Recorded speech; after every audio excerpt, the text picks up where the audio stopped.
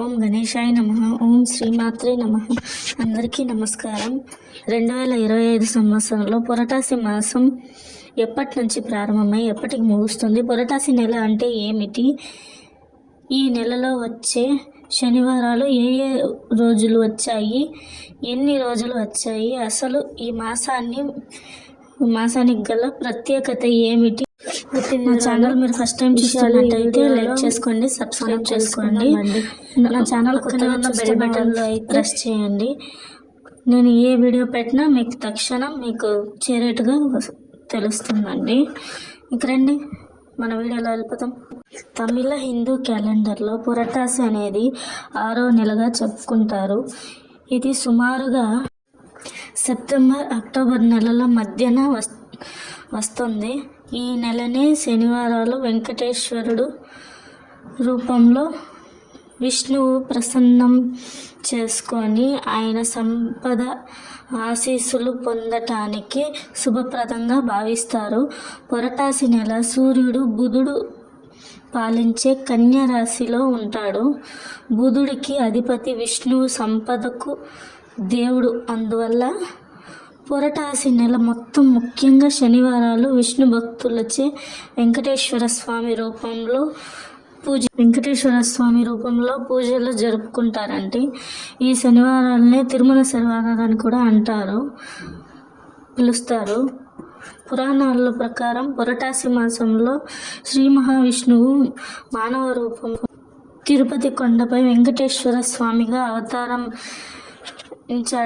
అవతరించాడని, అలాగే ఈ నెలలో శనీశ్వరుడు తన శక్తులను కోల్పోతాడని నమ్ముతారండి.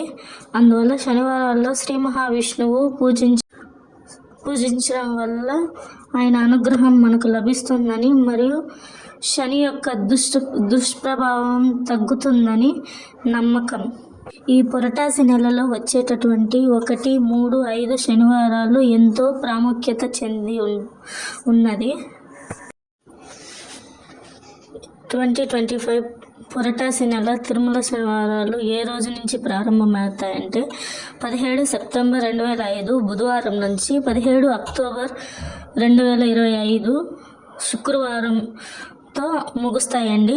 ఈ పురటాసి నెలలో వచ్చేటటువంటి మరో ముఖ్యమైనటువంటి విషయం ఏమంటే తిరుమల శనివారాలు ఏ రోజులు వచ్చాయంటే ఫస్ట్ శనివారం అండి 20 సెప్టెంబర్ 2025 తిది బహుళ చతుర్థి, నక్షత్రం ముఖ. అలాగే సెకండ్ శనివారం అండి 27 సెప్టెంబర్ 2025 తిది శుక్ల పంచమి, నక్షత్రం అనురాధ నక్షత్రం అండి.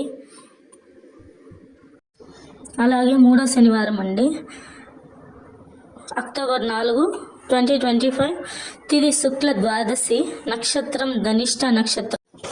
ఆఖరి తిరుమల శనివారం అండి 4వది 11 అక్టోబర్ 2025 బహుళ పంచమి, నక్షత్రం రోహిణి నక్షత్రం అండి. ఆ రోజు ఈ సంవత్సరం మొత్తం మనకు 4 తిరుమల శనివారాలు వచ్చాయి. విన్నారు కదా.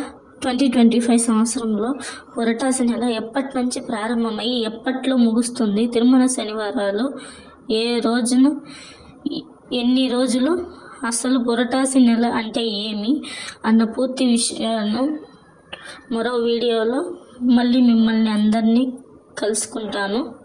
సరేనా? సర్వం ఈశ్వరార్పణమస్తు. అందరికీ ఈ వీడియో ఉపయోగపడుతుందని అనుకుంటున్నానండి. ఎంతమంది చూశారు, ఏ ఊరిని ఇంకా చూశారు, ఎంతమంది పూజ చేసుకున్నారో నాకు దయచేసి కమెంట్ పెట్టండి.